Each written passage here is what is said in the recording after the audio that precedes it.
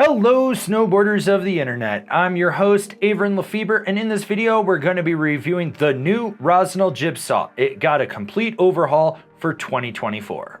This board features Rossignol's AmpTech Elite Camber profile, 70% camber underfoot with 15% rocker in the nose and the tail. So what you get is the load, pop, snap, and drive of traditional camber, but you got that rocker out in the tip and the tail, which is going to allow for ease of entry in and out of turns, as well as better powder float and a more optimal sweet spot for pressing.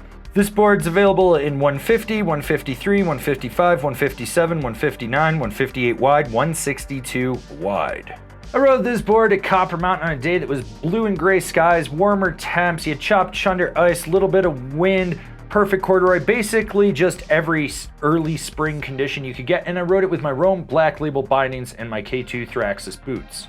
Alright, so since last year I'm pretty sure that they softened this up overall, and what you get is softer tips, and then right where it hits that camber section, it stiffens up and it's noticeably stiffer. The torsional flex is there, but it's not overly abundant.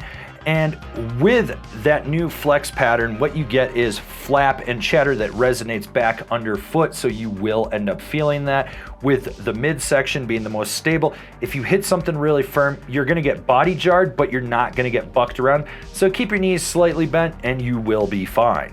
The camber section is easy to load up, but when you roll back on that rocker section, it folds. So you end up actually losing any power out of the snap on this board.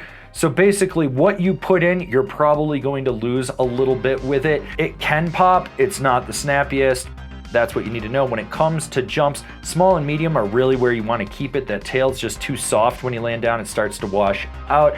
And the lip ends up doing all the work even when you load it up. It just doesn't have the pop that it used to. With that softer flex in the tips and that rocker, you've got these big sweet spots that lock into butters. Now, you can overflex the board, so tone it down a little bit.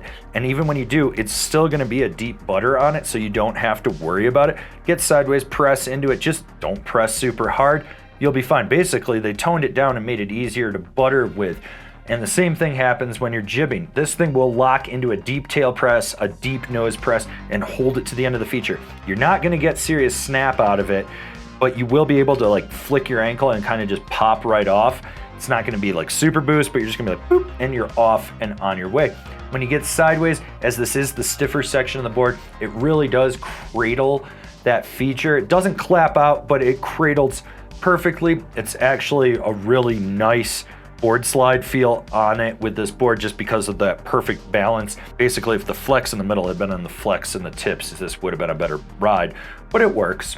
There's added contact points in the middle of this board, which does give more edge grip, but when you really try to drive from the back foot through the center and push off the tail, it folds, it buckles, it can't sustain a deep hard carve, which means you got to keep it in those short, tight, quick carves or medium mellow carves. Now the edge-to-edge power transmission, it's fluid, it's consistent, it's not great or mind-blowing, it just sort of gets the job done. Was this board for the mid-level park rider that isn't going to push it to the limit with this thing? So they redesigned the shape and the flex of this board. I really like the shape of this board, it rides well. I do not like the flex. The flex leaves more to be desired. It doesn't have that snap and rebound that the old Jibsaw had, and it's just more playful out in the tips, but a little stiffer underfoot. It just really doesn't make sense with what they're trying to go with this board, especially when you think that they have the Juggernaut, which is their beefier version. They didn't really need to do this so much. I mean, at the end of the day, like a mid-level park rider's probably gonna have a great time on it. But for someone that had an old Jibsaw and really liked what it was about, you might want to look at a different board. This is not the same anymore. Comparable boards: the Rome Gangplank, the Ride Kink, the Battalion Disaster. Binding recommendations: the Rome Vice, the Bent Metal Joint, the Union Strata.